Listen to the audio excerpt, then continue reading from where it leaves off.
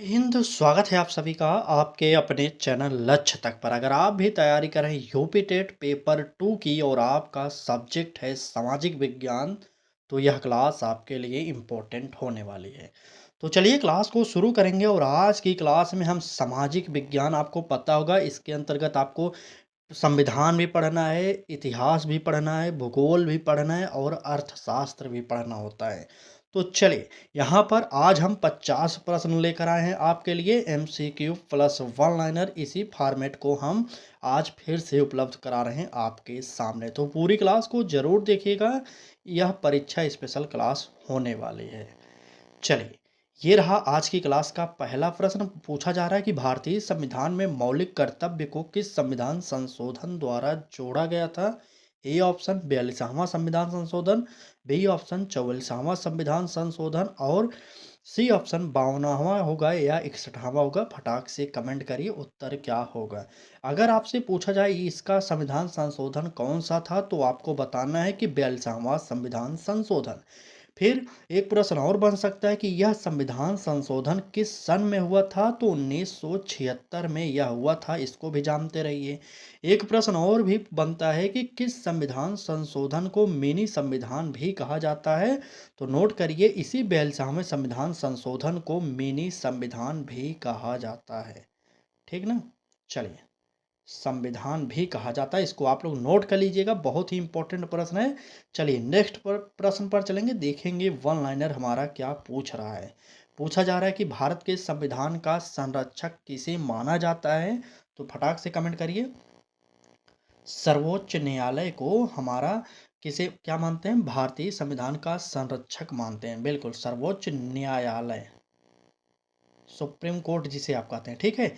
अगला प्रश्न कह रहा है कि राज्यसभा का पदेन सभापति कौन होता है, तो आप सब जानते हैं कि भारत के कौन राज्यसभा का पदेन सभापति कौन होता है, तो यहाँ पर भारत के उपराष्ट्रपति भी कह सकते हैं। ठीक ना, उपराष्ट्रपति कहिएगा। ठीक। चलिए, उपराष्ट्रपति, एक मिनट यहाँ पर राष्ट्रपति। ठीक। चलिए आगे आइए, देखते हैं अगला प्रश्न क्या कह रहा है।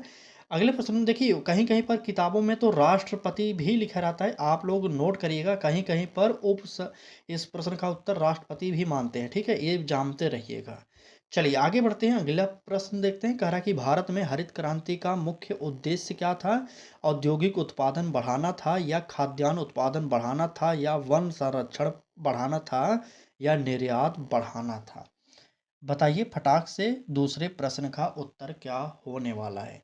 तो आप सब जानते हैं कि भारत में हरित क्रांति का जो मुख्य उद्देश्य था वह था खाद्यान्न बढ़ाने के लिए, क्योंकि एक समय था भारत में भुखमरी फैली हुई थी, खाने के लिए अनाज नहीं था। तब यह कार्यक्रम लाया गया था, हरित क्रांति। अगर आपसे पूछा जाए कि भारत में हरित क्रांति के जनक कौन हैं, तब आप क्या बताएंगे, फटाक से कमेंट करिए। देखिए यहाँ पर प्रश्न है कि भारत में हरित क्रांति का जनक किसे कहा जाता है, तो स्वामीनाथन को भारत में हरित क्रांति का जनक कहा जाता है। ठीक, एम एस स्वामीनाथन इनका नाम है। अगर पूछा जाए कि विश्व में हरित क्रांति के जनक किसे कहा जाता है, तो नॉर्मन बोरलॉन्ग जो थे, ये विश्व में हरित क्रांति के जनक माने जाते हैं। इसको नोट करिए। अगला प्रश्न देखिए, कह रहा है कि भारत में हरित क्रांति सबसे पहले किस राज्य में सफल हुई थी, तो वह राज्य था हमारा पंजाब। ठीक, पंजाब में सबसे अधिक सफल हुई यह नीति, और यहाँ पर सबसे अधिक खाद्यान्न का उत्पादन भी हुआ, जैसे गेहूं और चावल का उत्पादन मुख्य रूप से यहाँ पर सबसे अधिक हुआ था। ठीक ना। अगला प्रश्न देखिए क्या कह रहा है। अगर क्लास अच्छी लग रही हो तो लाइक करिए और चैनल को भी सब्सक्राइब जरूर करिएगा। ठीक। चलिए, प्रश्न में पूछा जा रहा है कि निम्न में से कौन सा पठारी क्षेत्र भारत में खनिजों से सबसे अधिक समृद्ध है। ध्यान से पढ़िएगा, निम्न में से कौन सा पठारी क्षेत्र भारत में खनिजों से सबसे अधिक समृद्ध है। ए ऑप्शन कर रहा है दक्कन का पठार, बी ऑप्शन छोटा नागपुर का पठार, सी ऑप्शन मालवा का पठार और डी ऑप्शन बुंदेलखंड का पठार। चलिए प्रश्न संख्या 3 का उत्तर बताइए। चलिए तो बिल्कुल, यहाँ पर नोट करिएगा, छोटा नागपुर का पठार। जितने भी लोग बी ऑप्शन बता रहे हैं उन्हीं का उत्तर सही होगा, बाकी का सबका गलत होगा। ठीक। आइए वन लाइनर देखते हैं। कह रहा है कि भारत में लौह अयस्क का सबसे बड़ा उत्पादक राज्य कौन सा है? तो ये आप जानते हैं, ये होता है हमारा उड़ीसा। ठीक, उड़ीसा हो जाएगा। भारत का रूर किस क्षेत्र को कहा जाता है? तो आप सब जानते हैं कि छोटा नागपुर का जो पठार होता है उसे कहा जाता है भारत का रूर क्षेत्र। ठीक, एक मिनट, पठार, चलिए, ठीक है ना, पठार, छोटा नागपुर का जो पठार है भारत का रूर क्षेत्र कहा जाता है। आप इसे जानते रहिए क्योंकि ये प्रश्न बहुत ही ज़्यादा इम्पोर्टेंट है। चलिए बात करेंगे अगले प्रश्न की। कह रहा है कि दांडी मार्च का संबंध किस आंदोलन से है? आपको बताना है, बताइए। ए ऑप्शन कह रहा है कि असहयोग आंदोलन, बी ऑप्शन नमक सत्याग्रह, सी ऑप्शन भारत छोड़ो आंदोलन और डी ऑप्शन स्वदेशी आंदोलन। चलिए, डांडी मार्च, देखिए हमारा पैटर्न यही है कि हम जैसे यहाँ पर डांडी मार्च का प्रश्न प्रोवाइड करें, नीचे जो दो वन लाइनर प्रश्न आएंगे वो डांडी मार्च से ही संबंधित होंगे वन लाइनर में। आप लोग याद करते हुए चलिएगा क्योंकि प्रश्न सभी इंपॉर्टेंट है और पूरी क्लास को जरूर देखना है। तो बात करेंगे डांडी मार्च का संबंध किससे था, तो वो था हमारा नमक सत्याग्रह, यानी कि बी वाला ऑप्शन सही हो जाएगा। चलिए आगे बढ़ते हैं। अगला प्रश्न कह रहा है कि दांडी मार्च कब प्रारंभ हुआ था? चलिए, दांडी मार्च कब प्रारंभ हुआ था? तो नोट करिएगा, डेट वाइज नोट करिए, 12 मार्च 1930 को। ठीक, ये प्रश्न एनसीईआरटी का है, सेम टू सेम। चलिए अगला प्रश्न देखिए। कह रहा है कि कानून तोड़ने, तो जो तोड़ने की घटना थी किस स्थान पर हुई थी? जो नमक कानून तोड़ने की घटना थी किस स्थान पर हुई थी? चलिए, बिल्कुल दांडी नामक स्थान था, यहीं पर हमारा यह घटना हुई थी। इसको आप लोग नोट करेंगे, दांडी नामक स्थान पर। नेक्स्ट प्रश्न देखिए क्या कह रहा है। कहा जा रहा है कि मानव विकास सूचकांक किस संगठन द्वारा जारी किया जाता है? विश्व बैंक, IMF या UNDP या WTO? चलिए बताइए, HDI जिसे आप कहते हैं शॉर्टकट में ना, बताइए मानव विकास सूचकांक किस संगठन द्वारा जारी किया जाता है? तो बिल्कुल यहाँ पर UNDP, जिनका उत्तर सी वाला आ रहा है, इन्हीं का उत्तर सही होगा, बाकी सभी का गलत हो जाएगा। ठीक, आइए, HDI के 3 मुख्य घटक कौन से थे? अभी मैंने बताया ना, मानव विकास सूचकांक के 3 मुख्य घटक कौन कौन से होते हैं, तो नोट करिए। सबसे पहले हो जाएगा शिक्षा, अगला जो होगा उसके बाद नोट करिए स्वास्थ्य, स्वास्थ्य, ठीक, एक मिनट यहाँ पर स्वास्थ्य करिएगा, स्वास्थ्य, ठीक। अगला जो होगा वो क्या होगा, बताइए। बिल्कुल आय, ठीक है, बिल्कुल बिल्कुल ये हो जाएगा। अरे भाई साहब, चलिए अब तो सही है ना। ठीक, चलिए स्वास्थ्य आय हो जाएगा। देखिए हम आपको बता रहे हैं, आप जल्दी जल्दी लिखिए, नहीं तो अगर हम लिखेंगे तो थोड़ा क्लास बड़ी हो जाएगी। इसलिए 50 प्रश्न लाए हैं, कोशिश पूरी करेंगे कि आधे घंटे के अंदर समाप्त की जाए। थोड़ा सा आप भी सहयोग करेंगे, ठीक ना। चलिए, भारत में जनगणना कितने वर्ष के अंतराल पर होती है? तो ये 10 वर्ष के अंतराल पर होती है, आप जानते हैं। पुरानी जनगणना जो थी 2011 में हमारे भारत में हुई थी, उसके बाद अभी फिर से जनगणना नहीं हो पाई है। चलिए अगला प्रश्न देखिए। कह रहा है कि निम्न में से कौन सा कर प्रत्यक्ष कर है? GST, आयकर या उत्पाद शुल्क या सेवा कर? डायरेक्ट टैक्स किसे कहते हैं, बताइए तो। प्रश्न संख्या 6 का उत्तर, बिल्कुल यहाँ पर कितने लोग उत्तर बी बी बता रहे हैं भाई साहब। बिल्कुल आयकर जो है हमारा, ये हमारा डायरेक्ट टैक्स होता है, बी वाला ऑप्शन सही हो जाएगा।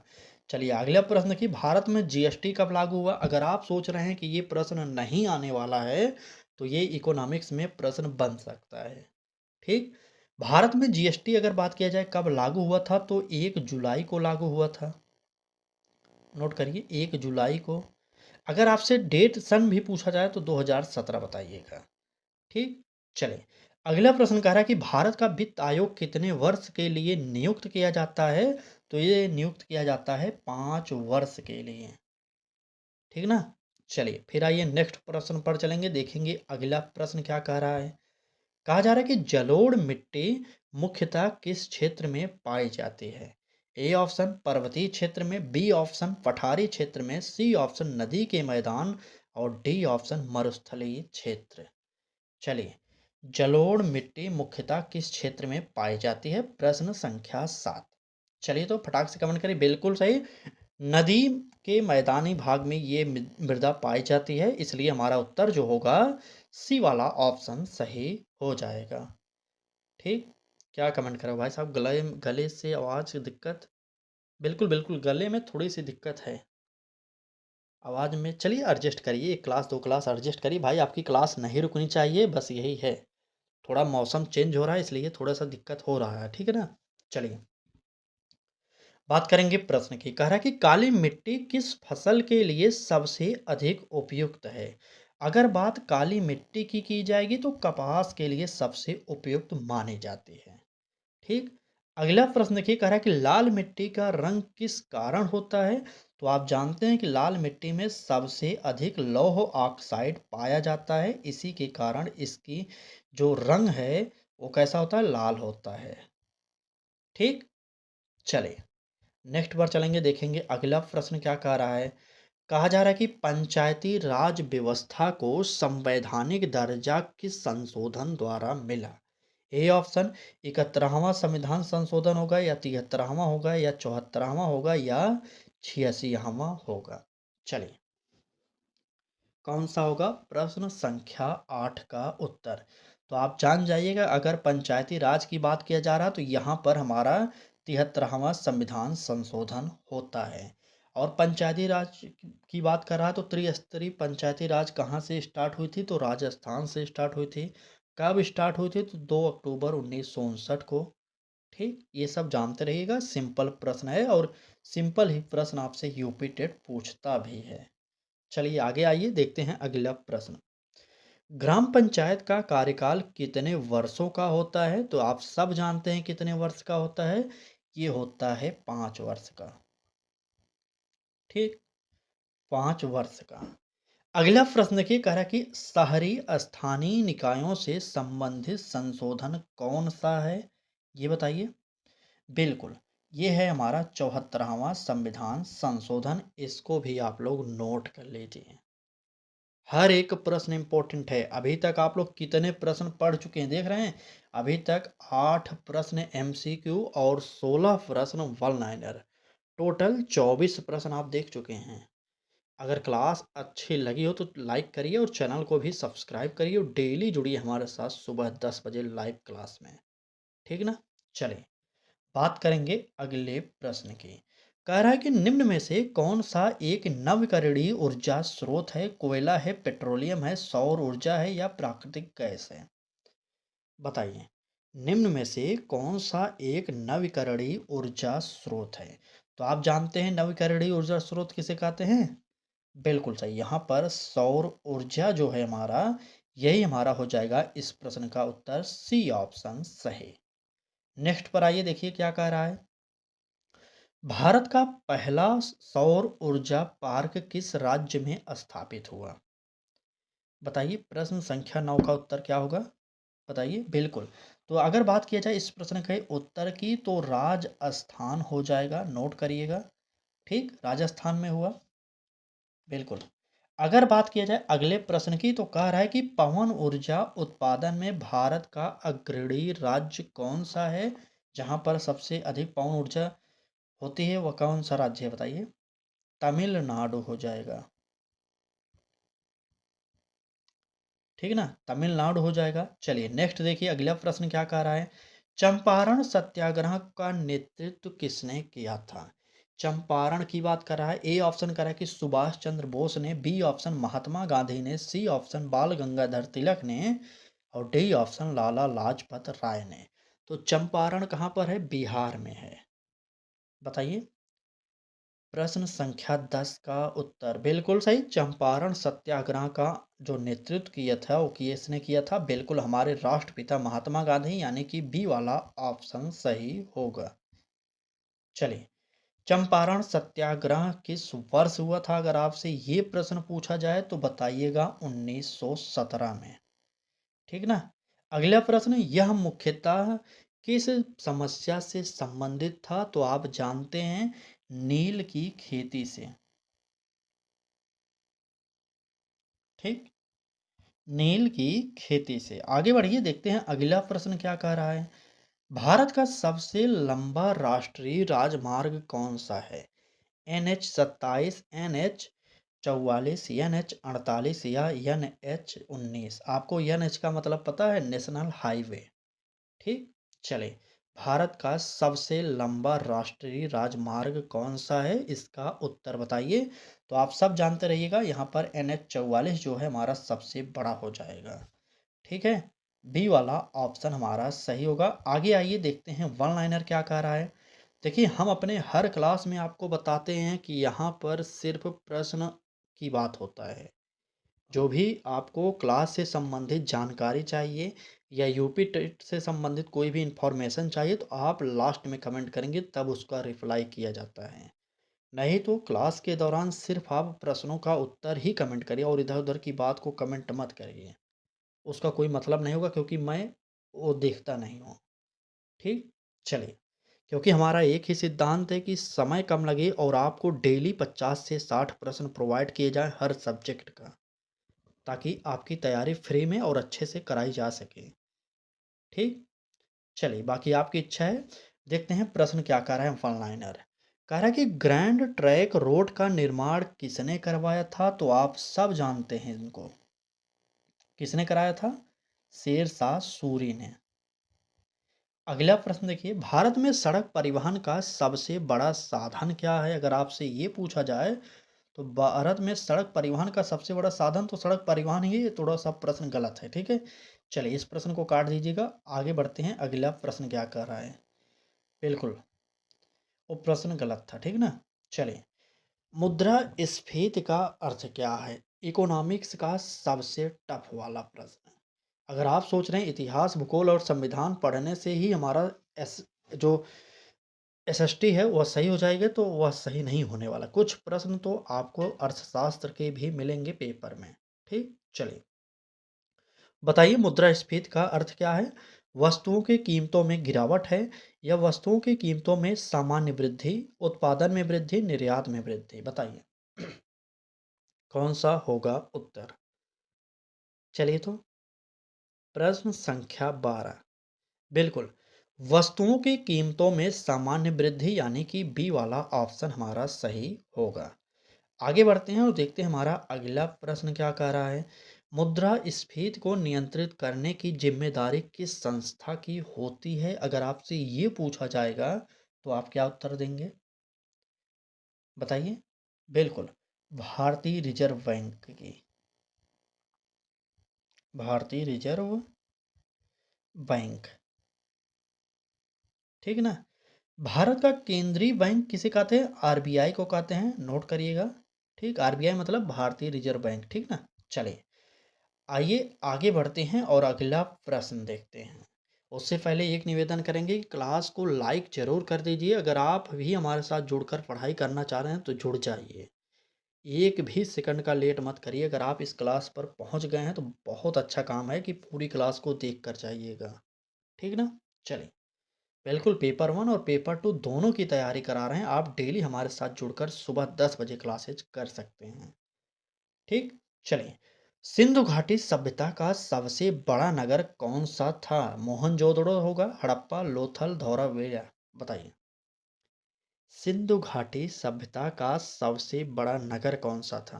चलिए, बिल्कुल, कुछ लोग ए बता रहे हैं, कुछ लोग बी बता रहे हैं, यानी कि यहाँ से हम धौलावीरा काट सकते हैं, लोथल भी काट सकते हैं। ठीक, चलिए, अब ए या बी में से आपको उत्तर चुनना था, तो क्या चुन रहे हैं बताइए। बिल्कुल, अगर बात की जाए सिंधु घाटी सभ्यता का सबसे बड़ा नगर कौन सा था, तो वो था हमारा मोहनजोदड़ो। ए वाला ऑप्शन सही होगा। ठीक, चलिए, सिंधु सभ्यता जो था उसका प्रमुख बंदरगाह कौन सा था? आपको बताना है, बताइए तो। सिंधु घाटी सभ्यता का प्रमुख बंदरगाह कौन सा था? बिल्कुल, यहाँ पर उत्तर जो हो जाएगा लोथल। लोथल कहाँ पर है? तो लोथल है गुजरात में। ठीक, अगला प्रश्न देखिए, कह रहा है कि सिंधु सभ्यता मुख्यतः किस नदी के किनारे विकसित हुई? बताइए। अगर बात करेंगे सिंधु सभ्यता, तो सिंधु नदी के किनारे विकसित हुई थी, ये भी आप जानते रहिए। सिंधु नदी, ठीक ना।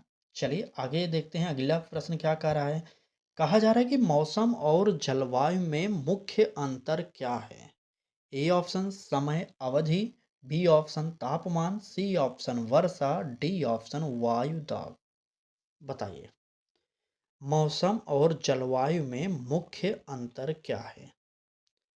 चलिए प्रश्न संख्या 14 का उत्तर बताइए। बिल्कुल, मुख्य अंतर जो होता है वह होता है समय और अवधि की। ठीक, बिल्कुल सही, यहाँ पर ए वाला ऑप्शन हो जाएगा। आगे बढ़ते हैं। भारत में मानसून किस दिशा से आता है। अगर इसकी बात किया जाए तो क्या बताएंगे। बिल्कुल, किस तरफ से आएगा, दक्षिण पश्चिम, ठीक ना, दक्षिण पश्चिम दिशा से आता है मानसून, आप जानते होंगे, ठीक ना। अगला प्रश्न देखिए, मानसून शब्द किस भाषा से लिया गया है। अगर आपसे ये पूछा जाए तब आप अरबी भाषा बताइए। चलिए आगे बढ़ते हैं, देखते हैं अगला प्रश्न क्या कह रहा है। ये थोड़ा सा प्रश्न टफ है और ध्यान से पढ़िएगा, नहीं तो आप गलती कर देंगे यहाँ पर। चलिए देखते हैं। कह रहा है कि सार्वभौमिक वयस्क मताधिकार का अर्थ क्या है। ए ऑप्शन कह रहा है कि केवल पुरुषों को मतदान का अधिकार। बताइए मतदान का अधिकार क्या पुरुषों को होगा, केवल पुरुषों को, बिल्कुल नहीं। केवल शिक्षितों का, बिल्कुल नहीं, सभी वयस्कों को होगा। ठीक, सी वाला ऑप्शन सही करिए। भारत में मतदान की न्यूनतम आयु कितनी है। ये आप सब जानते हैं, 18 वर्ष। सभी लोग वोट दिए होंगे ना, ऐसा तो कोई नहीं जो वोट ना दिया हो ना अभी तक। बताइए तो एक बार। अगला प्रश्न देखिए, कह रहा है कि चुनाव आयोग का गठन संविधान के किस अनुच्छेद में है। चुनाव आयोग भाई साहब गजब कमाल कर रहा है हमारे इंडिया में। तो इसका उल्लेख या गठन बात किया जाएगा 324 में है। ठीक, अनुच्छेद 324 में इसका गठन की बात किया गया है। चलिए आगे बढ़ते हैं, देखते हैं अगला प्रश्न क्या कह रहा है। कहा जा रहा है कि वनों की कटाई का प्रमुख परिणाम क्या है। वर्षा में वृद्धि, मृदा अपरदन, तापमान में कमी या कृषि उत्पादन में वृद्धि। चलिए वनों की कटाई का परिणाम, अगर बात करेंगे वनों की कटाई के परिणाम की, तो यहाँ पर उत्तर जो होगा बिल्कुल मृदा अपरदन हो जाएगा। ठीक, यहाँ पर देखना तापमान में कमी, तापमान में कमी नहीं होगी, बढ़ोतरी होगी। वर्षा में वृद्धि, बिल्कुल नहीं होगा वृद्धि। कृषि उत्पादन में वृद्धि, बिल्कुल नहीं होगा। नोट करिएगा, यहाँ पर बी वाला ऑप्शन बिल्कुल सही होगा हमारा। क्या बोल रहे हैं भाई साहब, 1 मिनट रुकेंगे। ठीक तो है, ठीक ठीक एकदम सही है। चलिए अगला प्रश्न देखिए क्या कह रहा है, एमसीक्यू का। कह रहा है कि मृदा संरक्षण का एक प्रमुख उपाय क्या है। बताइए तो यह क्या होगा, वृक्षारोपण। वृक्षारोपण का मतलब होता है पेड़ लगाने का। ठीक, चिपको आंदोलन किससे संबंधित है। तो आप जानते हैं कि वृक्षों की रक्षा के लिए इसका उपयोग किया गया था ना, बिल्कुल वृक्षों की रक्षा। चलिए इसको नोट कर लीजिए। आगे बढ़ते हैं, तो ये रहा आज की क्लास, पेपर 2 के लिए यह स्पेशल क्लास थी। क्लास कैसी लगी ज़रूर कमेंट बॉक्स में बताइएगा। क्लास अच्छी लगी हो तो लाइक ज़रूर करिए, और चैनल को अभी तक सब्सक्राइब ना किए हो, अगर पढ़ना चाह रहे हैं तो कर लीजिएगा। ठीक ना, चलिए यहीं पर क्लास को समाप्त करते हैं। कल फिर मिलेंगे एक नए क्लास के साथ, तब तक आप जुड़े रहिए हमारे साथ। धन्यवाद।